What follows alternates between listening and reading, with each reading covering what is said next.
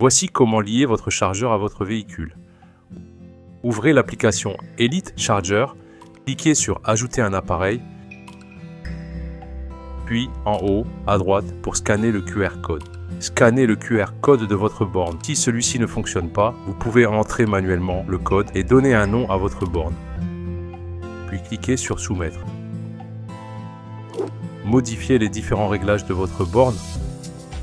Après avoir ajouté votre appareil, cliquez sur celui-ci, puis en haut à droite sur les 3 petits points et sur l'onglet Réglages.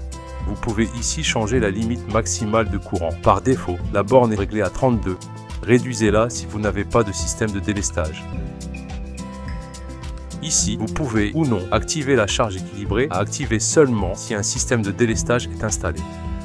Vous trouverez ici le mode de cogénération photovoltaïque. Si vous n'avez pas de module de gestion d'énergie solaire, laissez le mode rapide. Ici, vous pouvez régler le mode de chargement. Si vous choisissez le mode contrôlé pour démarrer la charge, passez la carte RFID sur l'emplacement dédié sur la borne. Choisissez le mode Plug and Play si votre borne fonctionne en accès libre. Choisissez le mode verrouillage si vous souhaitez interdire toute utilisation de la borne. Pour ajouter un temps de charge, cliquez sur Ajouter un cycle, sélectionnez les différents jours de la semaine, puis définissez une plage horaire. Pour la valider, appuyez sur Soumettre. Vous retrouvez vos différents cycles ici. Il est possible de les désactiver et de les réactiver. Si vous voulez supprimer un cycle, glissez vers la gauche, puis appuyez sur la poubelle et sur Confirmer. Ajoutez et supprimez vos cartes RFID. Revenez sur la page de votre borne. Cliquez sur les 3 petits points, puis sur l'onglet RFID et sur Ajouter un appareil. Vous pouvez ici ajouter vos différentes cartes RFID. Si vous voulez supprimer une carte, cliquez sur les 3 petits points, puis sur Supprimer. Connectez votre borne à votre réseau Wi-Fi. Revenez sur votre borne. Cliquez en haut sur les 3 petits points, puis sur l'onglet Réseau. Renseignez le nom de votre Wi-Fi et le mot de passe. Certains caractères spéciaux et mots de passe trop longs ne sont pas acceptés. Attention, avant de cliquer sur Confirmer, attendez que votre borne soit bien redémarrée. Si un petit nuage vert apparaît, c'est que votre borne est bien connectée. Faire les différentes mises à jour de votre borne.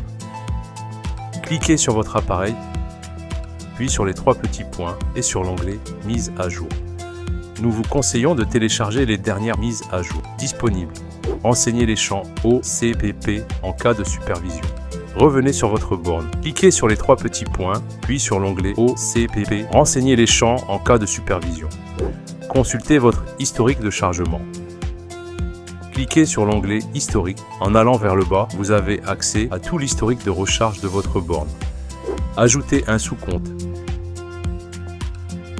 Cliquez sur l'onglet Compte. Pour ajouter un compte d'un téléphone externe, cliquez sur Ajouter un sous-compte. Chargez votre véhicule en mode contrôlé. Si vous avez choisi le mode de recharge contrôlé, vous pouvez débuter la charge en appuyant sur le bouton Début de chargement. Quand la charge démarre, vous avez accès à l'état de la charge en haut de l'écran. Chargez votre véhicule en mode Plug and Play. Si vous avez choisi le mode de recharge Plug and Play, cela est écrit en veille car vous devez brancher votre véhicule. Quand le véhicule est branché, vous avez accès à l'état de charge en haut de l'écran. Identifiez la panne de votre borne. Cliquez sur les 3 petits points, puis sur l'onglet Panne. Vous pouvez défiler pour identifier la panne de votre borne.